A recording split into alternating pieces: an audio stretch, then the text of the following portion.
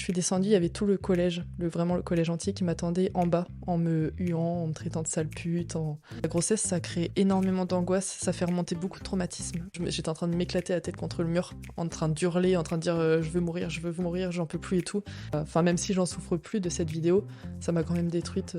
Et j'avais ce petit qui me rattachait à la vie à côté, tout mignon, qui a que moi. Au final, je suis sûre d'être une bonne maman, je suis fière de moi, je suis fière de ce que j'ai pu faire, de l'évolution de mon enfant et tout. Donc faut se rattacher à ça aussi.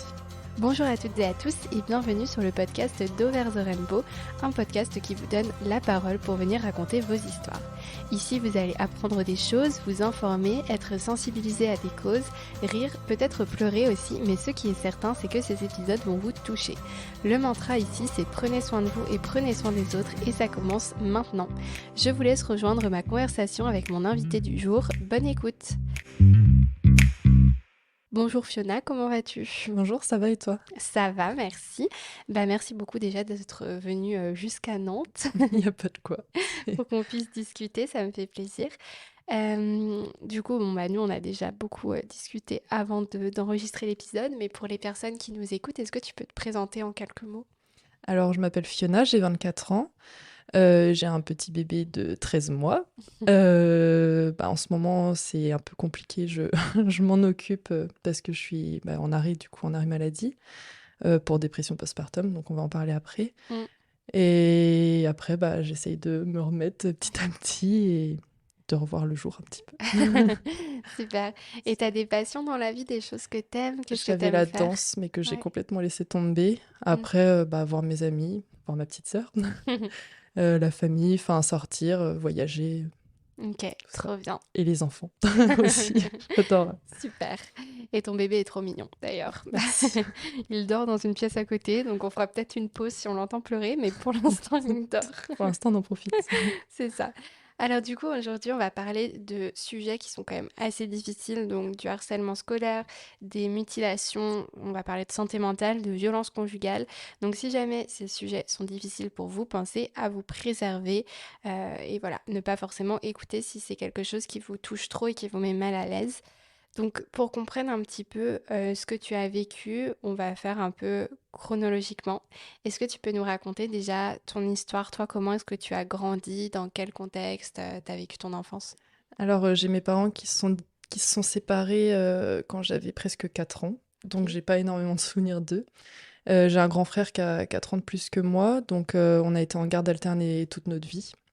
Tous les vendredis, on faisait notre valise pour aller chez l'un et chez l'autre, donc j'en souffrais pas sur le moment. Enfin, je me suis toujours dit, je suis contente d'avoir les parents séparés parce que je m'imagine pas avec mes parents ensemble, vu que Mm. je savais pas ce que c'était. Et au final, petit à petit, plus le temps passait, plus je me rends compte qu'une famille, ça me manquait et que Ouais. j'avais besoin de... Enfin, je connaissais pas ça et ça me manquait, j'avais vraiment ce manque. Et je l'avais vachement ressenti du coup avec la grossesse là récemment. Mais après, j'ai grandi, voilà, entre papa et maman qui se parlaient pas du tout. Avec mon frère, on se disputait, on se chamaillait, on s'amusait. Enfin, une enfance assez banale quand même. J'ai Mm. pas eu trop de complications non plus. Ouais. Et donc après, t'as vécu un harcèlement scolaire très grave au collège. Avant de nous expliquer ce qui t'est arrivé, est-ce que tu avais déjà vécu ce genre de choses à l'école primaire ou pas? Non, jamais. Enfin, pas dans mon souvenir, non. J'étais la petite fille, j'étais un peu celle qui guidait les autres, toujours à choisir les jeux, à la récréation, tout Mm. ça, à faire rire tout le monde, le petit clown. Mm. Mais non, enfin, tout s'est toujours bien Ouais, passé. tout allait bien, t'as Ouais. jamais... Enfin, même t'aimais bien l'école, t'as pas de Oui, souvenirs négatifs par rapport à l'école. non, du tout, j'ai pas tous ces souvenirs. Ok. Et donc, du coup, est-ce que tu peux nous expliquer ce qui est arrivé au collège pour toi? Donc, je suis arrivée au collège, du coup, en septembre 2009. Et ça a commencé, donc, alors j'ai ma petite sœur déjà qui est née en novembre. Ok. Et heureusement qu'elle est née à cette période-là. Et du coup, ça a commencé, je crois que c'était en début d'année 2010, du coup. Donc, en fait, ce qui s'est passé, c'est que j'avais une meilleure amie à cette époque qui était chez moi. Et en fait, on dansait comme des enfants normales. Et j'avais essayé une robe de ma grand-mère qui était 10 fois trop grande et qui n'arrêtait pas de glisser. Et en fait, j'ai fini par l'enlever. Du coup, j'étais en sous-vêtements. Et cette ancienne meilleure amie m'a filmée en train de danser comme ça. à la fin, du coup, à la fin de cette journée, je lui ai dit, bah, on a regardé les vidéos et je lui ai dit, est-ce que tu pourras juste supprimer celle-ci? Bah, enfin, on voit mes sous-vêtements, j'ai pas trop envie que tu gardes ça. Mmh. Elle m'a dit, oui, oui, pas de souci, c'est supprimé. Et quelques mois après, mais vraiment, enfin, je sais même pas, peut-être 3, 4 mois après, j'étais au collège, du coup, avec ma meilleure amie Marie, donc ma meilleure amie depuis toujours et encore maintenant. Donc j'étais avec Marie et il y a quelqu'un qui est venu me voir en me disant jolie tes photos ou enfin quelque chose dans le genre, en me montrant une image de moi en sous-vêtements. Et je me suis dit c'est quoi ce délire? Mmh. Et du coup quelques jours passent ça et en fait on était au CDI avec Marie justement et on est descendu du CDI, il y a quelqu'un qui est monté au même moment et qui a dit elle arrive en criant. Je me suis dit c'est quoi ça? Je suis descendue, il y avait tout le collège, vraiment le collège entier qui m'attendait en bas en me huant, en me traitant de sale pute, Mmh. en me courant après, j'ai essayé de me faufiler, tout ça. Bah, on est remonté d'abord. Il y a une surveillante qui est venue en me disant oui, qu'est-ce qui se passe, c'est du n'importe quoi, qui m'a limite disputé alors que j'y étais pour rien. Et du coup, on a fini par sortir parce que la cloche avait sonné. Et à ce moment-là, j'avais un garçon avec qui je traînais tout le temps qui est venu me voir en me disant oui, qu'est-ce qui se passe et tout. Pour qu'au final, là récemment, j'apprenne que c'était lui en fait qui avait envoyé Ah, la vidéo. super. Mais ça fait pas longtemps là que j'ai appris ça. Ouais. Et du coup, ça a continué. Donc pendant une semaine, je suis pas venue en cours pour que ça se calme, que le directeur passe dans toutes les classes et tout. Et en fait, quand je suis revenue, par exemple, il y a une prof, la prof de sport. En fait, je ne savais pas qu'on avait changé de sport entre-temps. Mmh. Donc j'avais pas ramené, je sais plus, mon maillot de bain. J'avais juste ramené mon survêt alors qu'on allait en piscine. Et elle m'a dit, je lui ai dit oui, j'ai pas mon survêt et tout. Et elle m'a dit, enfin, je sais pas, on peut couper. Oui. Enfin bref, en gros, j'avais pas pris le bon vêtement et du Ouais. coup, je l'ai prévenue, la prof. Et elle m'a dit, oui, au lieu de faire des vidéos porno, tu ferais mieux de venir en cours. Et ça, j'en ai parlé que récemment, parce Ah que ouais, j'avais une jamais osé en prof, parler. quoi. Oui, une prof. Et qui a été virée pour d'autres choses, je crois, plus tard. Mmh. Mais enfin, personne n'est au camp. Bon. Et après, il s'est passé, bah après, ça a été tout le temps la pute, tout le temps. Enfin, on Mmh. m'insultait de tous les noms. Et il y a une fois, je suis sortie à mon arrêt de car avec ma meilleure amie, Marie, du coup. Et il y a quelqu'un qui m'a couru après en me disant sale pute et qui m'a frappée. Donc, que des trucs comme ça. Et donc là, j'étais en sixième. Et en fait, toutes les années, ça m'a suivi jusqu'à la fin, jusqu'à la troisième. Par exemple, quand je suis rentrée en troisième, il y avait même les sixièmes qui rentraient au collège qui me disaient c'est vrai que tu fais des vidéos porno. Que des trucs comme ça. J'ai porté plainte, il n'y a pas eu de suite. Ouais. Et, enfin, il n'y a rien eu de fait. Ah ouais. Et après, arrivé au lycée, là, je me suis dit, ouah, genre, enfin, genre un renouveau. Je me suis fait plein de potes, c'était trop bien. C'était vraiment ce qu'il me fallait. Et un jour, en première, donc ça faisait déjà plus d'1 an que j'étais au lycée, mon frère est venu présenter son métier dans ma classe. Et il y a il y a une fille qui a dit oh, regardez, c'est le frère d'une copine, il est trop beau. Et il y a un gars qui était au collège avec moi qui a dit oui, je sais, sa sœur, elle faisait des vidéos porno. Et en fait, ça a commencé à repartir un petit peu au lycée. Et là, je me suis dit, mais c'est pas possible, enfin, je vais crever Ouais. comme ça, quoi, c'est pas possible. Et je croyais que ça s'en finirait jamais. Mais surtout que ce qui est fou, c'est que vraiment, genre, la déformation du truc, en mode, c'était juste. Bah, du coup, c'était des captures d'écran Oui. de la vidéo de toi en sous-vêtements qui dansait avec tes copines, Mm. quand même, et c'est devenu, elle fait des vidéos porno. C'est ça, c'est ça. Et Ah, c'est même, non, le pire, c'est que il y a quelqu'un qui a été dire à Marie, ouais. ben, Fiona, à ce qui paraît, elle fait des vidéos. Non, c'est la mère de Fiona qui filme en lui demandant de se doiter au bord de la baignoire. Genre que des trucs comme ça. Et en fait, ça a pris des proportions, mais énormes, quoi. Oh là là, c'est impressionnant. Et du coup, là, quand toi, t'as appris que cette photo de toi circulait et tout ça, ça a été quoi ta réaction? Est-ce que t'as été directement voir cette ex-meilleure amie là qui avait... Non, je crois pas qu'on s'est revu. Je l'ai revu peut-être 5 ans après. Enfin, je Ouais. l'ai jamais vraiment revu. Parce qu'elle, Et- elle était dans le Non, collège? elle était pas au Ah collège. oui, Et en gros, d'accord. ce qui s'est passé, c'est que récemment, là, j'étais en train de me balader là où j'habite. Et j'ai recroisé, du coup, le garçon avec qui je traînais tout le temps, qui Mm. était venu me voir quand, Ouais. quand la vidéo est sortie. Et, et à un moment, on a parlé, tout ça. Vraiment trop contente de le revoir. Et à un moment, il m'a dit Fiona, faut que je te parle. Je vois un psy, tout ça. Et en fait, je m'en veux énormément parce que bah, c'est moi qui ai fait tourner la vidéo. Mm. En gros, c'est lui qui a eu la vidéo par mon ex-meilleur ami et c'est lui qui a Ok. fait tourner dans tout le collège. Et il m'a dit qu'il s'en voulait énormément et tout. Et ma mère était là. Et ma mère lui a fait comprendre, lui a dit, bah, enfin, c'est gentil de t'excuser, mais enfin, t'as gâché la vie de ma fille, quoi. Mm. Maintenant, ma fille, depuis cette époque, elle se scarifie, elle a plus confiance en elle. Enfin, t'as gâché toute une vie. Et en fait, j'ai ressenti ce... Bah, en fait, il était jeune et c'est pas pardonnable non plus, mais je veux dire, il était jeune et il se rendait pas compte des proportions que ça pouvait prendre. Mm. Et en fait, là, j'ai ressenti dans son regard que bah, il s'en voulait d'avoir gâché une vie et on a vachement discuté. Et en fait, ça m'a vachement aidé à, Ouais. bah, à passer. Après, je j'ai pas l'impression que ça me fait encore souffrir, mais automatiquement, il y a la petite fille en moi qui en souffre. Oui, ouais, ouais, je Et vois. ça m'a énormément fait du bien, en fait, de parler de ça avec lui, qui m'explique et de savoir, en fait, d'où ça venait, parce que je Mm. savais même pas comment Oui, ça c'est avait vrai, depuis tourné. toutes ces années, tu savais pas en Non, je savais fait. pas. Et là, Mm. ça fait quoi, 6 mois que je Mm. l'ai croisé, donc ça m'a fait du bien. Mm. Et donc, du coup, toi, à ce moment-là, quand tu as commencé à vivre ça, à voir la vidéo qui circulait et tout, comment est-ce que tu l'as vécu? Qu'est-ce qui s'est passé pour toi dans ce que tu as ressenti et tout ça? Alors, qu'est-ce qui s'est passé pour moi? Je sais plus exactement. Bah, comme je t'ai dit tout à l'heure, enfin, l'autre jour, c'est un peu compliqué parce que c'est hyper flou dans Mm. ma tête. J'ai des souvenirs, des flashs, comme quand je me suis fait frapper à la sortie du bus, tout ça, quand je suis descendue du CDI, mais sinon, c'est très flou de qui j'étais. Après, quand j'en parle avec Marie, justement, elle me dit que, bah, je suis restée la même personne, mais que, bah, du coup, je me suis retournée sur la scarification pour évacuer le soir quand j'étais chez moi. Mm. Et après, je me suis vachement renfermée, j'en parlais pas. Par exemple, quand je passais une mauvaise journée, j'étais triste, je me faisais un peu disputer par mes parents, je montais en courant, en claquant la porte et je pleurais, mais toutes les larmes de mon corps. Enfin, mais je me Mm. suis beaucoup renfermée sur moi-même. Et j'étais déjà une petite fille assez timide, donc ça a été pire. Ouais. Et bah après, c'est surtout la scarification, quoi. Je me suis acharnée là-dessus. Donc Mm. ça a commencé vraiment bah, dès le début de cette histoire. J'ai commencé par, c'était des petites marques, soit des petits coups d'ongles, des petites marques que je grattais avec les compas, par exemple. Mais il y en a beaucoup qui font ça au collège, donc c'était pas alarmant, mais en fait, c'était des petits appels au secours. Sauf que bah, quand tu le fais depuis longtemps, et bah, après, ça devient vraiment une drogue et c'est là enfin, Ouais. que ça devient dangereux, quoi.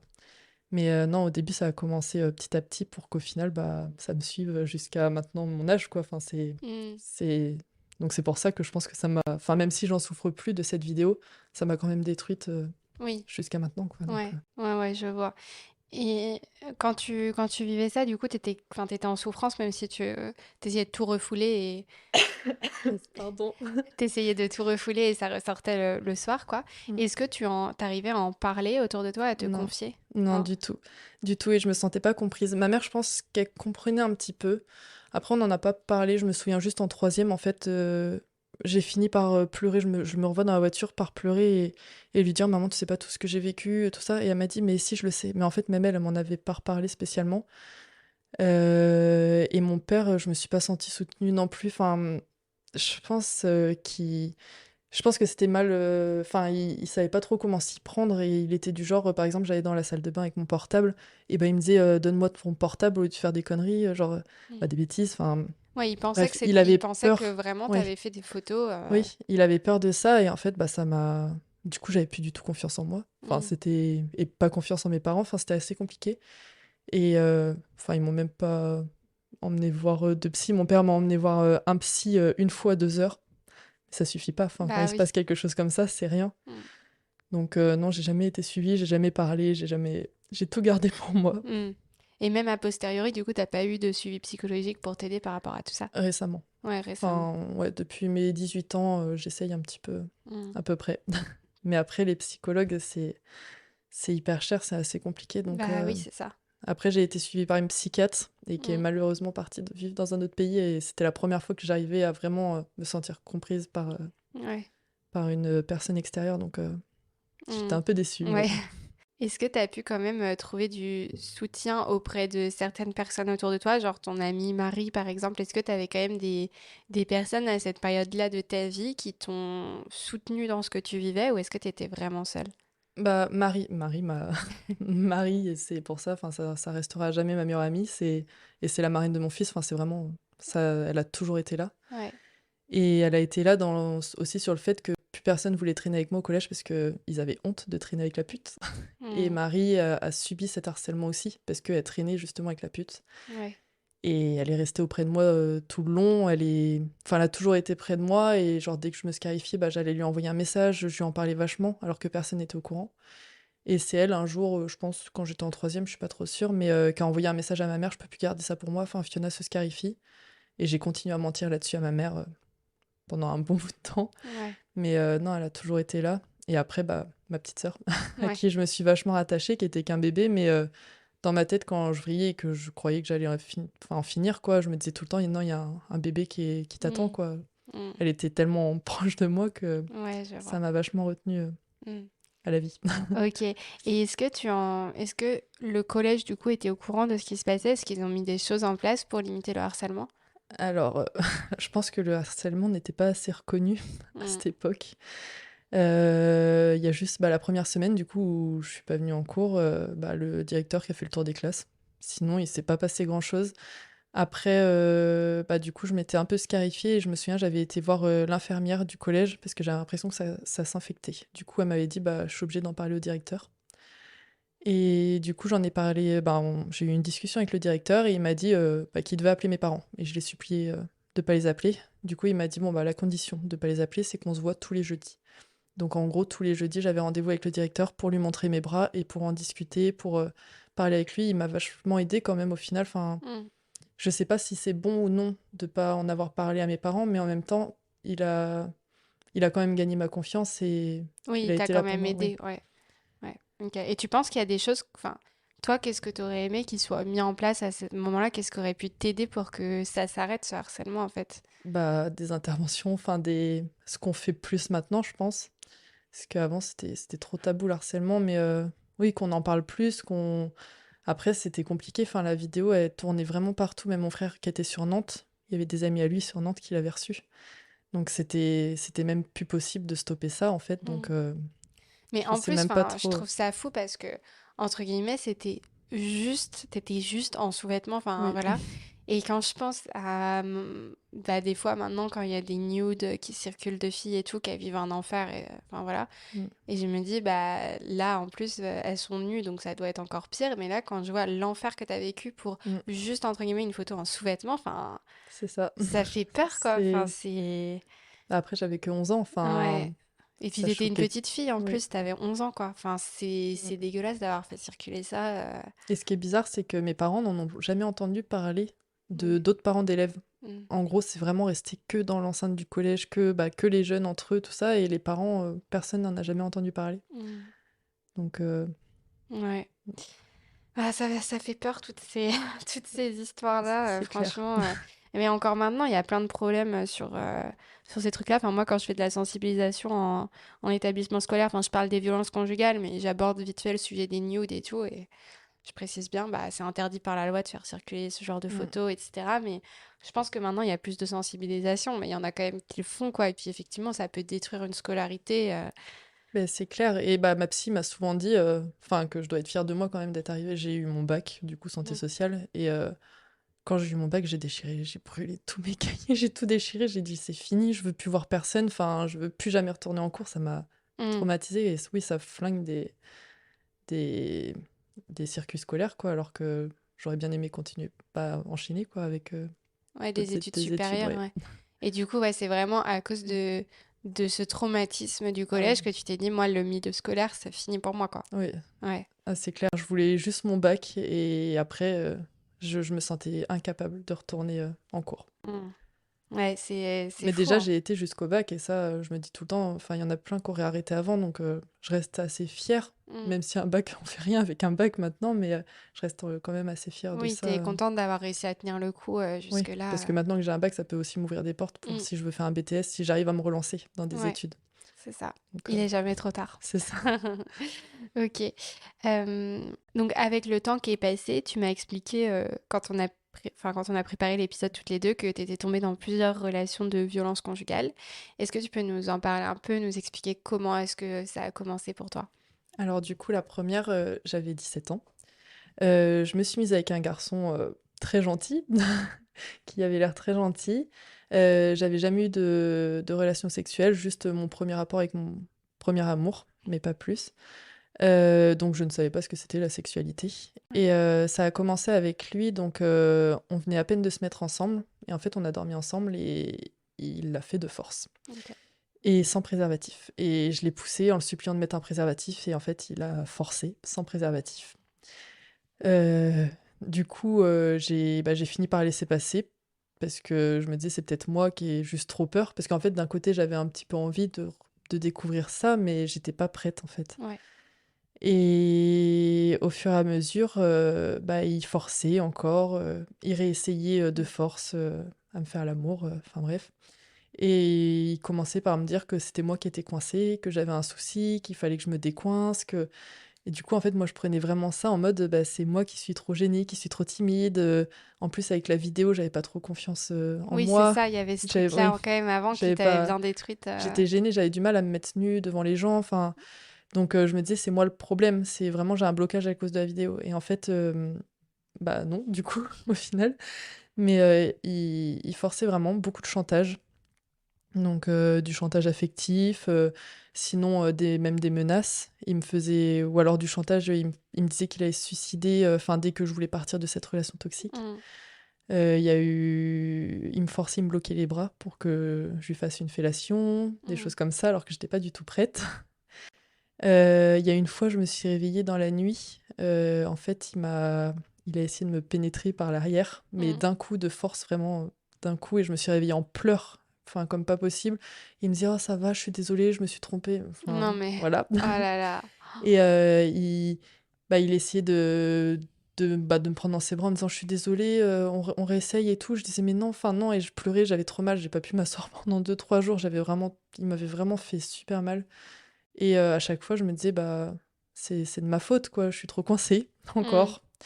Et même des fois, il voulait absolument prendre la douche, il me forçait à aller dans la douche avec lui et je voulais pas enlever mon maillot de bain parce qu'on était à la piscine avant et je voulais pas enlever mon maillot de bain. Je finissais par lui dire: «Oui, je veux bien prendre ma douche avec toi, mais j'enlève pas mon maillot de bain» et en fait, du coup, il allait raconter à tous les potes, «Ouais, elle enlève pas son maillot de bain alors que je suis son copain, alors qu'on fait l'amour ensemble et tout». Mais en fait, c'est juste que j'avais trop, trop peur Mmh. et ça a été ça pendant 6 mois, du coup.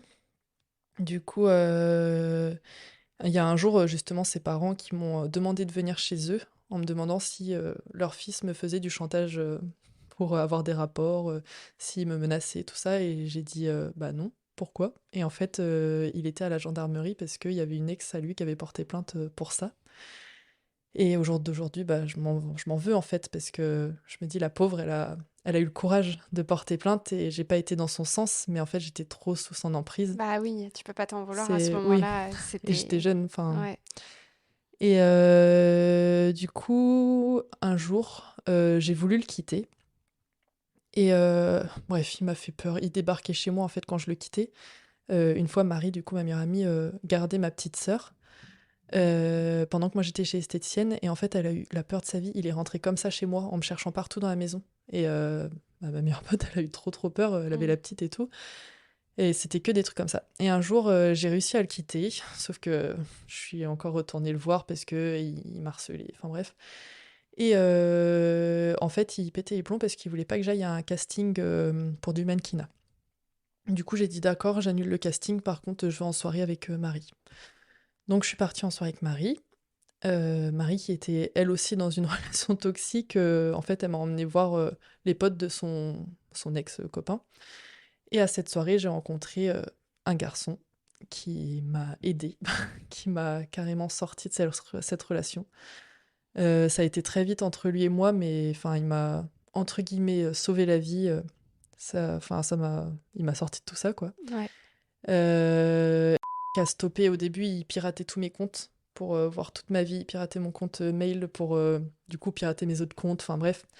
C'était que des choses comme ça Mmh. et le copain d'après, du coup, a réussi à, bah, stopper tout ça, à faire comprendre que c'était stop, quoi, que Mmh. c'était fini. Donc du coup, pendant presque 2 ans, je suis restée avec, Ce ce garçon. ce garçon qui m'a vraiment aidée de tout, même sur, mes complexes, bah, qui m'a fait comprendre, ce que c'était les vrais rapports sexuels, qui m'a vachement donné, confiance en moi.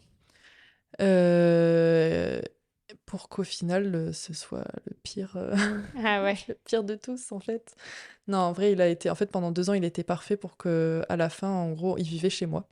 Il était tout le temps narré et du coup, il vivait chez moi et en fait, il m'emmenait, on avait vraiment une relation hyper fusionnelle, mais même trop fusionnelle. Enfin, c'était vraiment par exemple, il me déposait au boulot. Quand j'étais en pause, il revenait me faire un bisou, fumer une clope avec moi. Après, il revenait me chercher. En fait, on se lâchait jamais et Ouais. c'était même pas bon, en fait. Oui, c'était Enfin, malsain, ouais. ouais. Et, heu et en fait, donc un jour, il m'a déposé au boulot, normal. Et le soir, bah, dans l'après-midi, il m'envoie un message: «Oui, tu peux voir avec» parce que je travaillais avec Marie, du coup. Il me dit: «Oui, tu peux voir avec Marie pour qu'elle te ramène». Je dis: «Bah, pourquoi?» Enfin, genre, trop bizarre venant de sa part. Mmh. Et il me dit: «Oui, parce que je vais dormir chez un pote».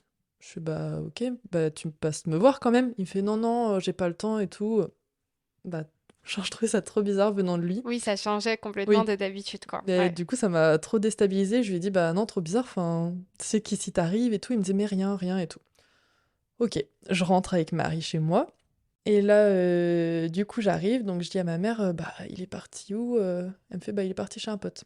Je fais: «D'accord». Je monte là-haut. Je vois plus d'affaires de lui chez moi, alors Mmh. qu'il vivait à la maison et je redescends, je dis: «Bah, trop bizarre, maman, enfin, il est parti, avec toutes ses affaires alors qu'il vit là» et elle me dit: «Fiona, je l'ai viré de la maison». Alors que c'était un peu comme son fils adoptif, limite, Mmh. c'était vraiment, enfin, elle l'appréciait, enfin, Ouais, ils s'entendaient oui. super bien, ouais. Et du coup, donc j'ai essayé de batailler: «Maman, qu'est-ce qu'il t'a fait? Qu'est-ce qu'il t'a fait?» Et elle me dit: «Il m'a manqué de respect, mais je veux pas te dire plus». J'étais: «Mais maman, enfin, dis-moi», j'insistais. J'ai fini par appeler ce garçon en le suppliant, en lui disant: «Mais qu'est-ce qui s'est passé?» Il me disait: «Oui, je te raconterai demain bébé, promis, nanana», tout mielleux, enfin bref. Et du coup, et ça ressemblait vraiment pas à ma mère, en fait, d'être comme ça et je la sentais, je sentais qu'il y avait un truc qui allait pas, elle avait les larmes aux yeux, elle était pas bien. Mmh. Et Marie était présente. Donc elle a vraiment vécu toutes mes histoires, la Ouais. pauvre.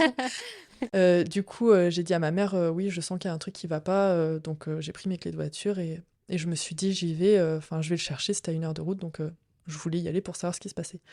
Et en fait, elle me dit: «Non, pars pas», elle s'énervait, elle me disait: «Je t'en supplie, reste et tout» et en fait, je suis montée en pression et j'ai donné un coup dans une porte vitrée, donc j'ai éclaté une vitre et sauf qu'en fait, je m'en suis voulu et du coup, je suis partie directement et je suis partie, j'étais en pleurs, mais vraiment, je sentais qu'il y avait un truc horrible et heu et Marie m'a couru après en me disant: «Je t'en supplie, pars pas, ta mère va pas bien. Il y a enfin, vraiment, Fiona, je sens qu'il y a un truc qui va pas, reviens».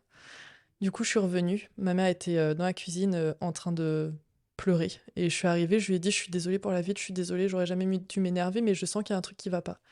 Et elle m'a prise dans ses bras et elle m'a dit: «Je vais te tuer, ma fille». Et en fait, elle était en pleurs et j'ai dit: «Maman, c'est déjà en train de me tuer là, je sens qu'il y a un truc». Et là, elle a commencé à me raconter. Donc elle m'a dit, en gros, il était en train de pêcher, la journée. Il est rentré de la pêche pour aller, aux toilettes. Donc il a été aux toilettes, il redescend et il avait la braguette ouverte. Donc ma mère, pour rigoler, elle lui fait, «Eh, fais gaffe, ça va s'envoler». Mais c'était vraiment rien Oui. d'ambigu, quoi. Et du coup, il referme sa braguette et tout et en fait, il est remonté exprès. Après, je l'explique comme ça parce que lui aussi en fait, on s'est revus, plus tard et il m'a expliqué aussi, ce qu'il a fait. Mmh.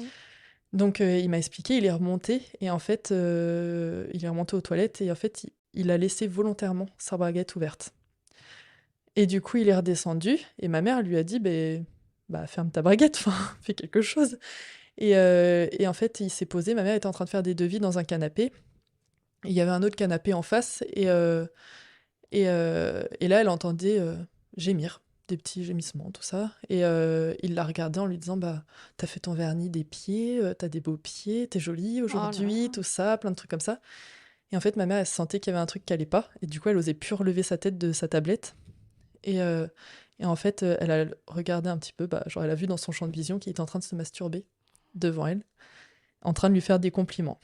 Du coup, bah, son premier réflexe, c'est qu'elle a remballé toutes ses affaires.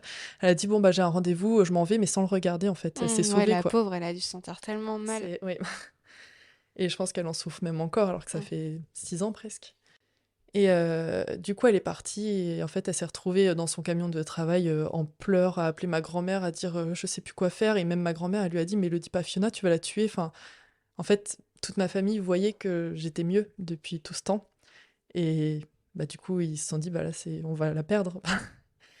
Et c'est pour ça que ma mère a eu du mal à me le dire. Donc son premier réflexe a été de lui envoyer un message en disant bah, j'ai tout vu, j'ai vu ce qui s'est passé, maintenant je te demande de partir, de faire tes affaires et de partir. Et ça, j'avais lu tous les messages dans le portable de ma mère. Il l'a supplié en disant je t'en supplie, c'est la femme de ma vie, je l'aime, je sais pas pourquoi j'ai fait ça, blablabla. Enfin bref, j'ai vu tous les messages où il l'a supplié et ma mère a dit d'accord, tu ne veux pas partir alors tu restes ce soir. Par contre, on lui dit en face, on lui dit tous les deux ce qui s'est passé et c'est elle qui prendra la décision. Il lui a dit bah non, je préfère faire mes affaires et partir. Donc c'est pour ça. Mm. C'est pour ça qu'il était plus là. Donc ça a été horrible. C'est en fait ma mère quand elle m'a expliqué ça au fur et à mesure qu'elle me racontait l'histoire, et ben je me suis littéralement écroulée au sol en hurlant. Mm. Vraiment en hurlant et je me suis retrouvée à vriller. J'ai couru dans la salle de bain, attrapé un rasoir pour me scarifier. Enfin, je hurlais mais une folle en fait. Enfin, vraiment quand j'y repense, mais c'est juste que j'avais l'impression que j'étais en train de, enfin, Oui, j'avais tu tout t'es dit, mais perdu c'est quoi. pas possible. Enfin, genre, C'est la ça, situation est tellement improbable. c'est ça. Bah c'est ça, c'est que ça m'est tombé dessus. Enfin, Mm. c'était tellement parfait que bah, genre rien n'est parfait en Oui, tu fait. t'attendais pas du tout à Non, ça de pas sa du tout. part, quoi. Pas du tout. Encore, on m'aurait dit, il m'a trompé ou un truc comme ça, je serais tombée de haut, mais un truc comme ça arrive à personne, quoi, c'est pas C'est possible. vrai que c'est rare. Ouais. Ouais. Et du coup, ma meilleure amie, bah, Marie, m'a vue dans cet état-là. En fait, j'étais en train de m'éclater la tête contre le mur, en train d'hurler, en train de dire je veux mourir, je veux mourir, j'en peux plus et tout. Et ma meilleure amie et ma mère étaient en train de me retenir, en train de pleurer, enfin, bref, une horreur. Du coup, elles ont réussi à me calmer. Et une fois calmée, je me suis dit, bon, bah, je vais appeler ses parents, faut que j'en parle. J'étais très très proche de ses parents, de toute sa famille, enfin sa sœur et tout. C'était comme ma famille en fait. Et du coup, j'appelle ses parents, aucun des deux me répond, donc j'appelle sa sœur et je finis par lui dire, bah, est-ce que tu peux dire à ton père de me rappeler? Donc son père me rappelle, je lui explique tout ce qui s'est passé, donc son père tombe de haut, normal. Ouais.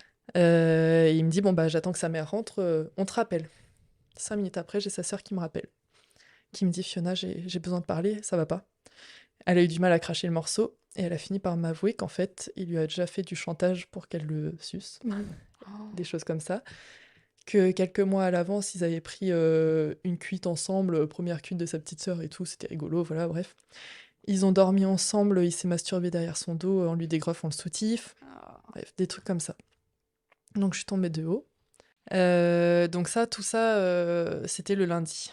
Et en gros, le mercredi soir, ma meilleure amie, Marie, du coup, elle m'a dit, bah vas-y, on va boire un petit coup, on va faire un petit apéro, ça va nous faire du bien, décompresser un peu toutes les deux et tout. Et du coup, on prend un petit apéro, un petit coup dans le nez, enfin pas trop d'alcool, mais enfin un petit coup dans le nez quand même. J'ai dit, bah en fait parce que mon ex du coup ne me répondait plus au téléphone après tout ça. Donc j'ai dit à Marie, vas-y, on trouve un moyen de lui parler. Enfin, et ça se trouve en plus il m'a fait d'autres trucs et tout. Je voulais savoir pourquoi il m'avait fait tout ça surtout. Mm.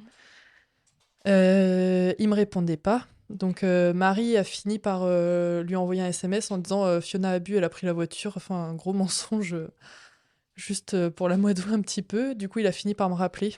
Un gros coup de flip, donc il a fini par m'appeler en me disant, enfin, en essayant de savoir où j'étais. Et il a eu peur en fait. Et, euh, et du coup, bah, j'arrêtais pas de pleurer. Je lui ai demandé pourquoi il m'avait fait tout ça. Il me disait j'en sais rien. Il pleurait aussi. Enfin bref. Et après, il m'a dit demande-moi tout ce que tu veux. Enfin, parce que je lui ai dit que j'avais plein de doutes sur plein de trucs et tout. Il m'a dit ben demande-moi, je serai honnête maintenant. Je te dirai tout. Du coup, j'avais un doute déjà sur une fille. J'avais un doute qu'il m'ait trompée pendant un moment, mais je lui faisais tellement confiance que Mm. ça m'est vite passé. Donc j'ai fini par lui redemander s'il m'avait trompé avec cette fille. Donc il m'a dit oui. Mais il m'a dit, je me suis juste fait masturber, rien de plus. Waouh.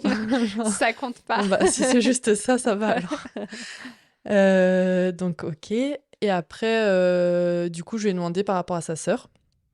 Et en fait, quand il a compris que bah, sa sœur s'était rendu compte de quelque chose, que moi j'étais au courant et tout, en fait, il m'a dit quoi? Enfin, ma sœur, elle t'a dit ça et tout. Il s'est effondré dans tous les sens. Enfin, je pense qu'il s'attendait pas à tout ça, en fait.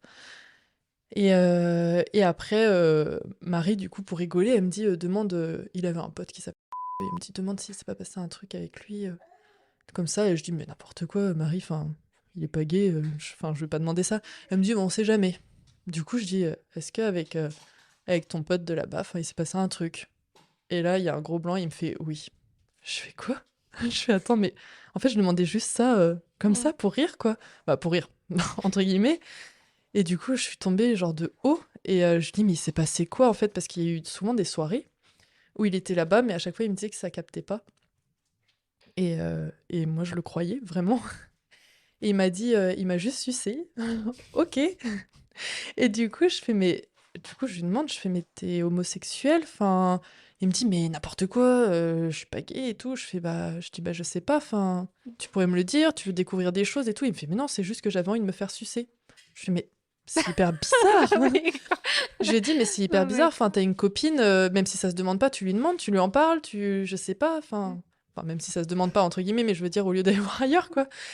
Et en fait, je dis: «Il s'est passé d'autres choses, vous avez couché ensemble?» Il me dit: «Non, non, vraiment, il m'a juste sucé, il a rien fait de plus». Je fais: «OK», enfin, trop bizarre. Donc je suis quand même, je suis tombée de haut, mais plus là, à ce moment-là. Ouais. Et le lendemain, j'ai appelé, ce garçon, du coup, que je connaissais. Je l'ai pourri parce qu'il était hyper gentil avec moi. Cet homme, enfin, c'est vraiment, il était adorable. Et je l'ai pourri en disant, enfin: «Pourquoi t'as fait ça avec mon copain? Pourquoi tu m'en as pas parlé?» Et il m'a dit: «Fiona, ton copain est gay, en gros, je le ressens, je le sais, tout ça». Et je dis: «Mais est-ce que vous avez fait autre chose?» Il m'a dit: Non, puis si ça peut te rassurer, j'ai essayé de l'embrasser, il a pas voulu m'embrasser». OK, merci, ça me rassure. Enfin bref, ça rimait plus à rien. Genre, Ouais. j'en apprenais de tous les sens, je comprenais plus ce qui m'arrivait dans ma vie. J'en rigole maintenant, mais ça me fait pas Ouais. spécialement rire au fond, hein. C'est Mais nerveux. ouais, c'est ça. Mais non, mais horrible. Mmh. Et en fait, donc pendant quelques temps, il est resté proche de moi, parce que, bah, je vrillais complet, enfin, je savais plus où j'étais, enfin, c'était horrible. Donc il est resté auprès de moi, on se voyait plus, mais il est resté, il m'appelait régulièrement, dès que j'allais pas bien, je sais que je pouvais compter sur lui, il était présent et je sais pas si c'est bon ou mauvais, mais bah, ça m'a un peu aidée au début, en fait. Mmh. Et je suis partie en vacances dans le sud, dans ma famille et en fait, bah, j'ai pété les plombs, hein, et j'ai réembrassé mon premier amour. Et en fait, un jour, on s'est appelé du coup, avec mon ex et il m'a dit: «Bah, il s'est passé un truc avec ton premier amour et tout». Je lui dis: «Bah», je lui dis honnêtement, je lui dis: «Oui, enfin, il s'est passé ce qui s'est passé». Et en fait, il m'a raccroché au nez et je le rappelle, je fais: «Mais tu sérieux?» Enfin, je dis: «Après tout ce que tu m'as fait, enfin, déjà, on n'est plus ensemble et après tout ce que tu m'as fait, tu m'en veux de ça?» Et en fait, il m'a envoyé balader en me disant: «Tu as 2 secondes pour m'expliquer» et tout ça, bref, il a retourné la situation Mmh. complètement.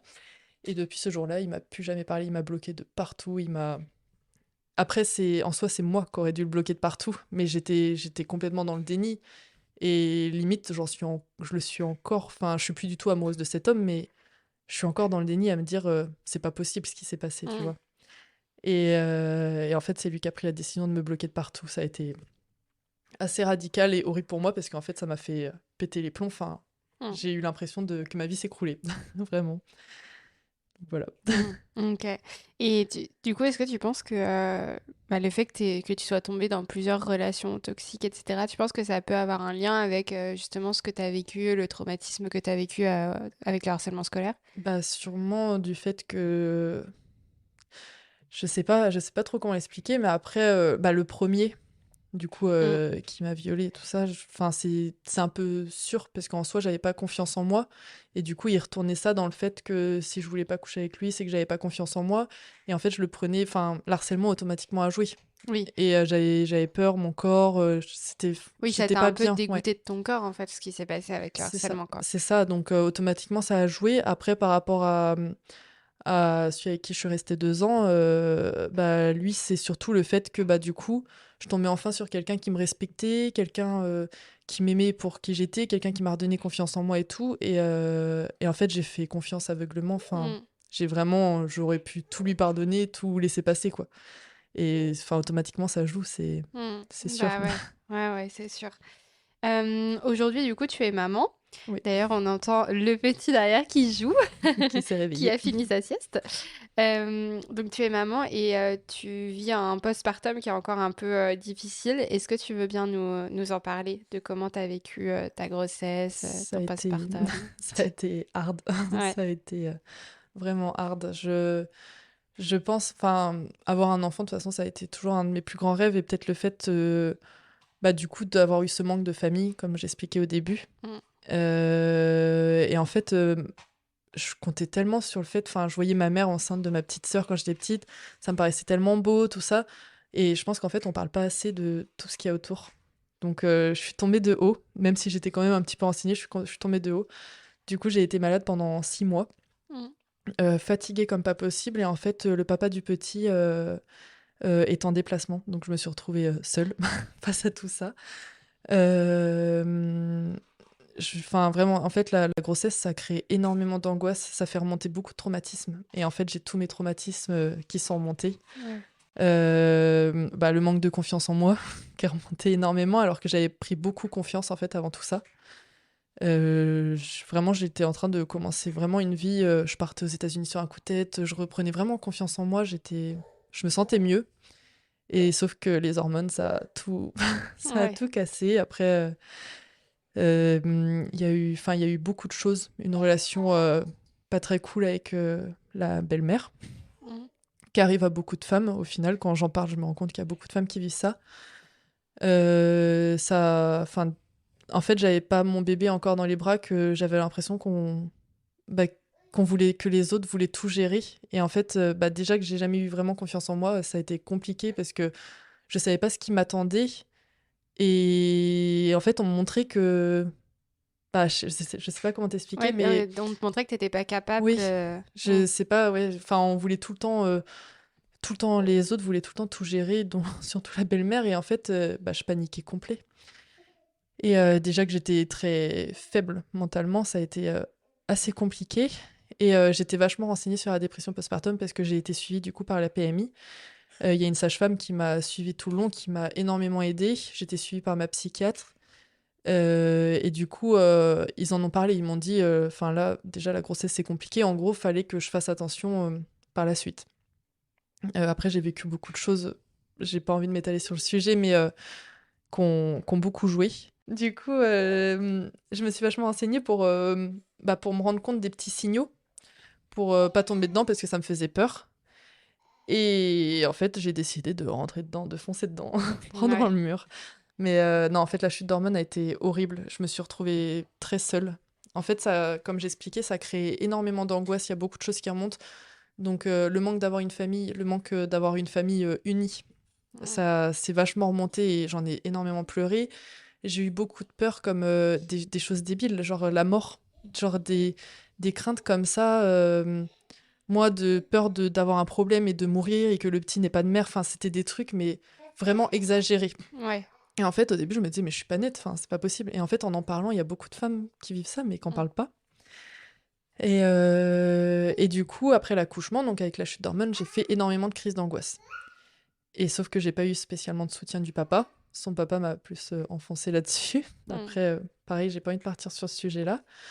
Mais donc j'ai pas du tout eu de soutien et je me suis retrouvée en fait à faire de l'hypervigilance maternelle. Donc soit la dépression postpartum, soit on va repousser l'enfant, soit au contraire on va être dessus dans notre bulle avec notre bébé, tout ça. Et en fait moi j'ai créé ça. J'ai eu tellement peur par rapport à des choses qui se sont passées pendant ma grossesse que bah pas qu'on me vole mon enfant, mais entre guillemets quoi. Que en fait bah, je me suis rattachée à lui et c'était mon bébé et genre j'avais trop peur qu'on me l'enlève. En fait Mmh. ça a été ça, après, là, c'est exagéré comment je le dis, mais enfin, en gros, c'est ça, quoi. Et beaucoup de fatigue. J'allaite encore un peu, donc j'ai allaité depuis la naissance. Là, il a 13 mois, donc j'allaite encore un peu, mais ça, je pense que ça joue énormément sur la fatigue. J'étais seule à gérer, le papa en déplacement, qui m'aidait pas mentalement. Mmh. Quand le petit avait à peu près bah, pile 6 mois, du coup, j'ai eu un problème, j'ai uriné du sang. En bataillant beaucoup, beaucoup avec les médecins, on a fini par me faire quelques examens et ils pensent que j'ai une maladie de Berger, donc c'est une maladie auto-immune qui touche les reins. Mes reins, en gros, n'acceptent plus mes anticorps et sont détruits par les anticorps, tout ça. Enfin Mmh. bref, je vais pas partir dans les détails, mais donc même ça a été très compliqué d'apprendre ça alors que j'étais déjà mal. Ouais. Et en fait, je me suis retrouvée dans un gouffre. En fait, je me disais tout le temps, bon, je sais ce que c'est, ça va aller, ça ira mieux. Souvent, c'est la première année le plus dur et je me rassurais avec ça. Je me disais, ça va aller mieux, c'est la fatigue et tout. Sauf que là, il y a à peu près 3 mois, je me suis retrouvée face à ce trou noir que, en fait, j'avais jamais vu. J'ai déjà eu des... En fait, en pensant que c'était des dépressions, moi, à l'époque, quand je me suis séparée de mon ex, tout ça, je pensais que j'avais des dépressions, mais en fait, c'était juste des déprimes, des petites Oui, déprimes. des coups de Et là, je me déprime, suis ouais. retrouvée dans une dépression et je me suis dit, ouais, et j'ai eu peur, en fait. J'y suis encore, mais maintenant, je vois quand même la petite lumière au fond du tunnel.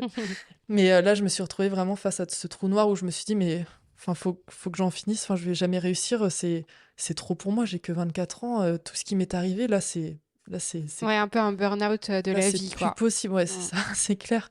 Et j'avais ce petit qui me rattachait à la vie à côté, tout mignon, qui a que moi au final. Enfin, ça a été hyper compliqué et je me disais, mais je vais pas pouvoir rester comme ça en fait toute ma vie. Mm. Et là, je commence à aller un petit peu mieux. Je suis pas sortie encore de toute cette histoire, mais je commence à aller un peu mieux et je me dis, ouais, enfin, c'était juste une grosse passade horrible et ça va aller mieux petit à petit, même si c'est encore dur. Mais non, ouais, le plus dur, ça a été ce moment-là où j'ai vu le trou noir, où je me suis dit, mais bah là, il n'y a plus de porte de sortie. Et c'est la première fois que ça m'a fait ça, et ça fait terriblement peur. Mm. Et je pense là, entre le soleil qui revient, ça aide. Moi, je suis peut-être un peu moins fatiguée, j'allaite du coup plus que matin et soir. Le petit fait enfin ses nuits, tout ça. Je commence à me détacher peut-être aussi du papa, qui est pas très présent. Et j'essaye de comprendre et de me dire que en fait, vaut mieux être seule que d'être seule, mais avec quelqu'un, Mm. quelqu'un qui est là. Enfin, je sais pas, enfin, qu'être seule et mal accompagnée, quoi. Ouais. Et parce que ça, c'est la pire des choses, en fait, quand on sait qu'on est avec quelqu'un, mais qu'au final, on est seul. Enfin, Mm. c'est pire. Donc, j'essaye de comprendre ce qui m'arrive et de me dire que bah, petit à petit, ça ira mieux et que voilà, qu'il y a de l'espoir quand même derrière tout ça, même Oui, si c'est compliqué. clairement, clairement, il y a de l'espoir. Et C'est puis, ça. enfin, en plus, on en parlait là avant d'enregistrer, que hier, t'es allée chez le coiffeur. C'est ça, j'ai essayé Il y a des de. trucs qui reprennent. Là, t'as pris la voiture pour venir Oui, oui, parce jusqu'à que chez même la moi, voiture, alors que tu conduisais plus. c'est ça. Bah, la voiture, ça a été compliqué et comme disent les médecins, ça fait partie de l'hypervigilance maternelle. Mm. Donc en gros, cette hypervigilance, c'est qu'on a peur vraiment de tout, comme quand j'avais peur de la mort et tout. On est scotché à notre bébé et on a peur du moindre truc. La voiture, il y a tellement de risques d'accident, tout ça, que bah, le moindre petit truc comme ça, en fait, je panique. Mm. Et enfin, ça détruit vachement parce qu'en fait, déjà que j'ai jamais eu vraiment confiance en moi. Bah, pour la confiance en soi, ça, c'est Mm. assez dur. Par contre, ce que je suis fière, c'est que dans mon rôle de maman, enfin, je suis entièrement confiante Oui. et c'est ça aussi qui m'aide à tenir debout en me disant que bah, je suis sûre d'être une bonne maman, je suis fière de moi, je suis fière de ce que j'ai pu faire, de Mm. l'évolution de mon enfant et tout. Donc, faut se rattacher à ça aussi. Ouais, super. Du coup, clairement, bah, toutes les difficultés quand même que tu as connues et là dont tu nous as parlé, que ce soit les violences conjugales, voilà, même le postpartum difficile, enfin tout ça, Mm. ça a quand même un lien clairement avec le harcèlement scolaire que tu as vécu et qui Sûrement, a oui. clairement bah, détruit ta confiance en toi, ta personnalité, etc. Est-ce que aujourd'hui, toi, tu es en colère un peu contre le système scolaire? Est-ce que tu es en colère contre ce qui t'est arrivé ou comment tu te sens par rapport à tout ça? J'ai surtout peur, je pense. Je vois bah, ma petite sœur Yuna, du coup, qui est rentrée, maintenant elle est en quatrième, quand elle est rentrée en sixième, mais j'ai fait les pires crises de panique, j'ai Mm. pleuré, je disais à ma mère, je veux pas qu'il lui arrive ce qui m'arrive, même pour la scarification, j'ai tellement peur, j'essaye de lui en parler un petit peu de temps en temps, même si elle veut rien entendre, enfin, c'est la crise d'ado en ce moment, mais elle veut rien entendre en fait, mais j'ai tellement peur en fait, j'ai envie de la protéger de tout ça Mm. et elle est un peu comme moi, à pas beaucoup parler, comme j'étais à son âge et tout. Donc, c'est surtout que ouais, j'ai peur. Même pour mon petit, plus tard, je me dis surtout que j'ai l'impression que c'est pire en pire, en fait, ce qui se passe dans le monde. Et je me dis, mon fils, enfin, j'espère que ça ira dans les années à venir, quoi, quand il va rentrer, même en primaire, hein, parce qu'il Mm. se passe des trucs même en primaire. Ouais. Mais non, c'est surtout la peur. Je suis pas en colère dans le sens où, je sais pas comment t'expliquer, mais j'ai l'impression que c'est une autre vie, en fait. Ouais. Je sais que je suis détruite de l'intérieur par rapport à tout ça, mais ça me paraît tellement loin. Et comme je t'ai dit, il y a mon cerveau qui a fait reset. Genre, Mm. je me souviens juste des gros trucs, vraiment des trucs traumatisants. Mais sinon, en soi, tout ce qu'il y a autour, même mes années collège, je me souviens de rien. Ouais. J'ai pas de souvenirs, même avec mes copines, j'ai pas spécialement de souvenirs. J'ai tout effacé de mon cerveau. C'est assez bizarre ce qui Ouais. se passe dans un cerveau avec tout ça.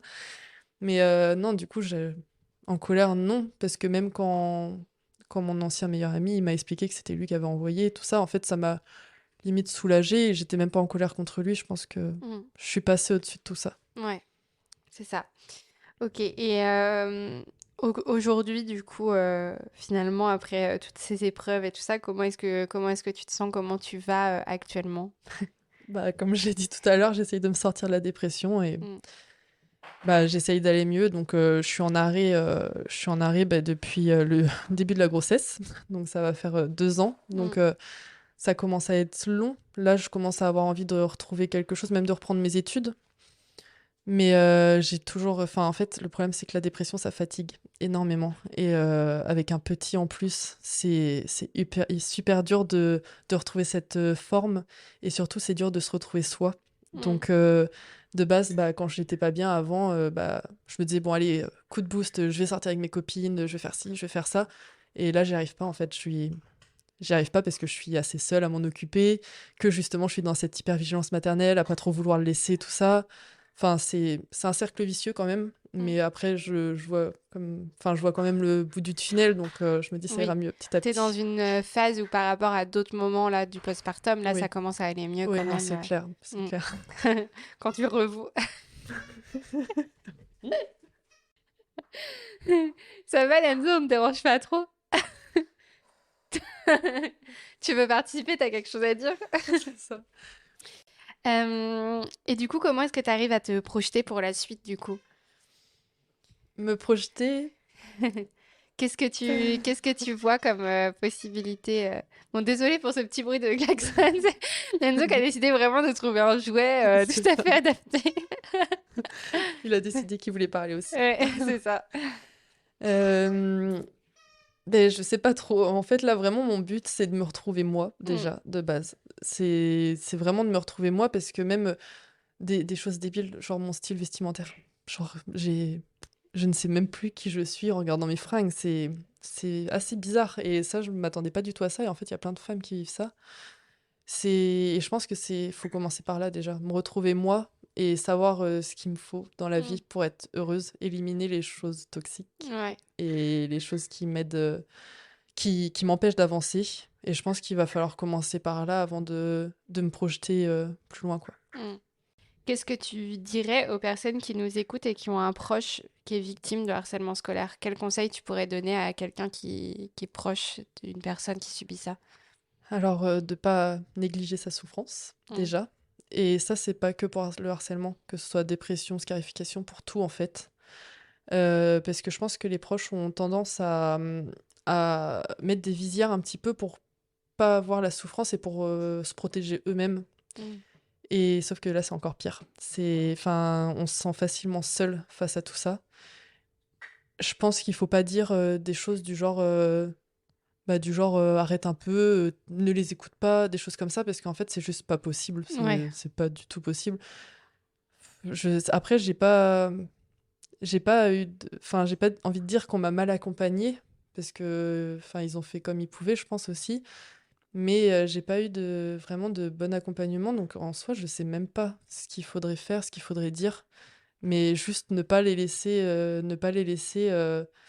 seuls face à tout ça, ne Mm, pas bah, enfin, croire, les laisser pleurer, les laisser, enfin, les écouter et pas les forcer, par exemple, à sortir si là, je parle par rapport à la dépression, mais par exemple, souvent les gens, vont dire: «Allez, sors, sors, sors». La personne veut jamais, parce qu'elle est pas bien et en fait, les gens au bout d'un moment, ils proposent plus en mode, bah, elle veut pas. Mais mm. sauf que peut-être qu'à ce moment-là où les personnes proposent plus, peut-être qu'à ce moment-là, cette personne qui n'allait pas bien Ouais, elle en a envie et... aurait eu cette motivation et je pense que même si le proche dit: «Non, je veux pas», enfin, insister sans insister, genre proposer régulièrement sans insister parce que Oui, faut voilà, rester présent, quoi, et c'est ça, disponible. c'est ça. Mm. Ok. Et quel conseil tu donnerais à des personnes qui vivent du harcèlement scolaire et qui savent pas à qui s'adresser, vers qui se tourner, tout ça? Bah, déjà en parler, aux parents, Mm. si ils sont aptes à comprendre, si ils peuvent, s'ils savent qu'ils peuvent parler avec eux. Après, il faut aussi savoir que en tant que parent, enfin, je pense que les parents ont peut-être du mal à comprendre certaines choses, mais enfin, faut que les enfants, enfin, il faut que les ados sachent que les parents, ils veulent pas spécialement leur mal. Donc, Mm. même s'ils en parlent, même si peut-être que le parent va avoir une mauvaise réaction, tout ça, faut savoir que c'est pas contre eux, que c'est juste que le parent ne sait plus comment réagir, ne sait pas comment affronter tout ça. Mais ça, après, enfin, voir pour voir quelqu'un, un psychologue, Mm. quelqu'un, en parler à un médecin et aussi, justement, en parler, comme ta page, par exemple. Regarde, moi, je t'ai parlé un peu de ce qui m'est arrivé. Enfin, ça fait du bien d'en parler à Mm. des gens qui ont vécu la même chose. Et ça, je pense que c'est le mieux à faire, que ce soit pour dépression, pour tout, au final. En fait, tout se rejoint. Ouais.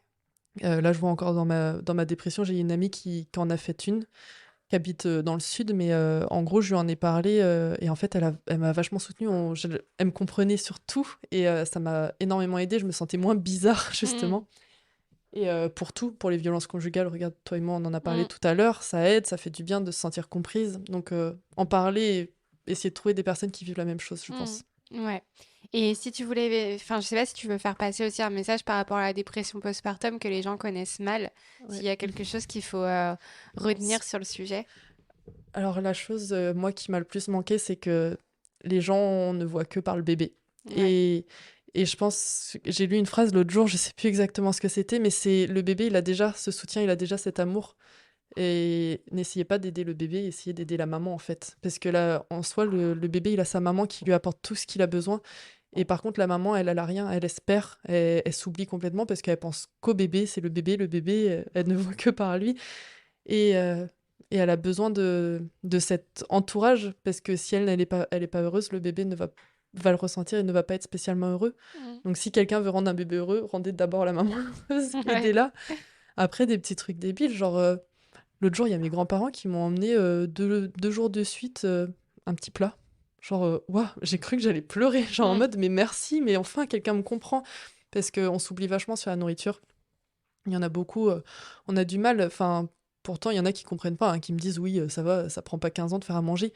Mais non, c'est vraiment, moi, ça a été la chose la plus dure, je pense, de me faire Mm. à manger. J'ai perdu 10 kilos en plus que mon poids de grossesse. Ah ouais. Donc là, j'ai repris 3-4 kilos, mais j'ai été vachement maigre pendant un moment. Et ça m'aurait vachement aidé, en fait, qu'on m'apporte des petits plats, Ouais. genre même une fois par semaine, juste un petit truc, ça soulage, ça fait du bien de Mm. se sentir soutenu. Mais ça, et surtout bah, que même si on voit tout noir, ben, un jour on verra une petite lumière et que ça sera une petite lumière d'espoir. Ouais, bah, c'est très bien que tu parles d'espoir puisque justement c'était ma dernière question.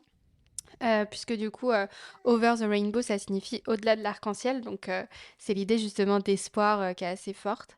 Toi, quelle serait la notion positive et inspirante que tu voudrais transmettre aujourd'hui aux personnes qui nous écoutent? Justement, une notion d'espoir pour finir cet épisode. Bah, du coup, comme je viens de dire, Mm. que même quand on voit tout noir, bah, au bout d'un moment, on voit quand même cette petite lueur d'espoir et que bah, dans la vie, en fait, il y aura toujours des hauts et des bas, des plus ou moins bas. Là, j'ai vécu de sacrés bas et je pense, enfin, j'espère que j'en aurai, enfin, que ça va. Je crois que Lenzo a beaucoup de choses à dire pour, pour ce dernier message. Donc, du coup, ouais, j'espère que bah, dans les années à venir, bah, j'aurai pas de gros coups comme ça. Mm. Mais après, je pense que c'est aussi à nous de se retourner vers déjà les personnes qui nous aiment vraiment pour nos justes valeurs, de choisir vraiment les personnes aux qui se rapprocher, à qui se confier, tout ça. Je pense que la grossesse m'a aidé aussi à faire un peu ce tri. Ouais. Parce que j'avais plein de potes, vraiment, des potes à droite, à gauche, partout. Et je me rends compte qu'en fait, bah, ce qui reste vraiment, j'ai des amis, j'ai pas envie de les oublier du tout, enfin, je les aime, hein, mais vraiment, ce qui reste, c'est vraiment Marie, au Mm. final, qui a été là, et on a beau se chamailler, mais enfin, là, j'en parle en mode, c'est l'amour de ma vie, mais on a beau se chamailler, mais vraiment comme des sœurs, en fait. Et au final, on s'est, même avant que je sois enceinte, on était encore un peu en froid. Et là, pendant la grossesse, tout ça, en fait, je me rends compte que même si des fois on se déchire, on se parle mal, enfin, comme des sœurs, mais au fond, bah, c'est toujours elle qui est là, qui est présente quand ça va pas. C'est elle qui se renseigne sur la dépression postpartum, qui essaye de me conseiller, de me rassurer. Enfin, au final, il faut vraiment se rattacher aux personnes qui ont toujours été là et pas essayer de se rattacher à des personnes qui sont cool le Mm. temps d'un instant. Enfin, Ouais. mais enfin, faut faire. Je pense que ouais, faut faire un tri dans sa vie et voir auprès de qui. Je sais plus. Je sais plus comment. Je sais plus C'est quoi très dire. bien, c'était très clair. Bah, merci beaucoup, c'était un super message pour terminer. Donc, merci aux maris finalement de nos vies qui Merci sont là, Marie. qui sont là quand on a besoin. En plus, c'est Marie, je crois, qui t'a conseillé de venir C'est ça, enregistrer le c'est ça. Elle podcast. m'a envoyé ça. Elle m'a dit. Parce que du coup, on te connaît du collège. Oui, Donc, elle m'a dit vite, Capucine, elle propose des podcasts. Vas-y, va parler de la vidéo. Et du coup, j'ai dit bah oui, mais vidéo, c'est loin et tout. Elle m'a dit mais Fiona, t'as vécu plein de trucs. Enfin, parle de ouais. tout au pire. Genre. Et non, c'est elle. Après, on en a vachement discuté là avant que je vienne. Si elle se souvenait de choses, tout ça. Donc, Mm. on en a pas mal parlé. Et c'est la Ouais. marraine de mon fils. Donc, c'est un C'est petit ça. ange gardien. C'est ça, tout à fait.